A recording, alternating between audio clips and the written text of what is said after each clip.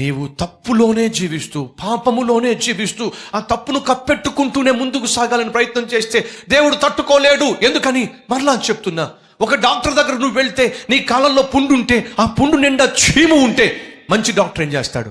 మొదటిగా చీము పిండేస్తాడు. ఎందుకు పిండుతున్నాడు? అది ఉన్నంత వరకు నీ శరీరంలో నీకు నెమ్మది ఉండదు. చీము దాచబడినంత కాలము నీకు నెమ్మది ఉండదు. నీ పాపాన్ని నువ్వు దాచుకున్నంత కాలము సహోదరుడా, సహోదరి, నీకు నెమ్మది ఉండదు. శరీర కార్యములు ఏమిటో బైబిల్లో స్పష్టంగా చూశాం. ఈ శరీర కార్యాలు నీలో ఉన్నంత కాలము నీకు నెమ్మది ఉండదు.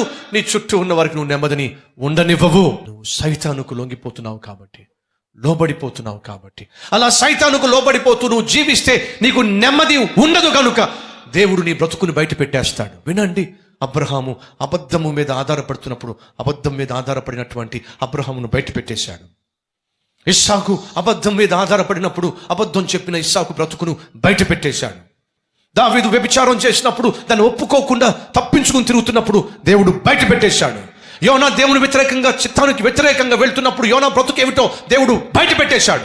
పేతురు బ్రతుకేమిటో చెప్పిన అబద్ధాలేమిటో దేవుడు బయట పెట్టేశాడు. తాను ఏర్పరచుకున్న వారే తప్పు చేస్తే దేవుడు తట్టుకోలేక తానే బయట పెట్టేశాడు. నువ్వు నేను ఏమోలా ఒక లెక్క. ఒక్కసారి ఆలోచించండి.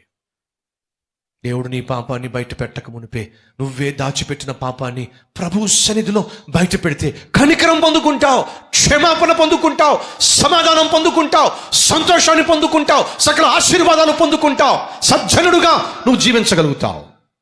అదే దేవుడు కోరుకుంటున్నాడు. దాచిపెట్టవద్దు ఏ పాపమును, ఏ తప్పును, శరీర సంబంధమైన దేనిని నీలో ఉండనివ్వద్దు.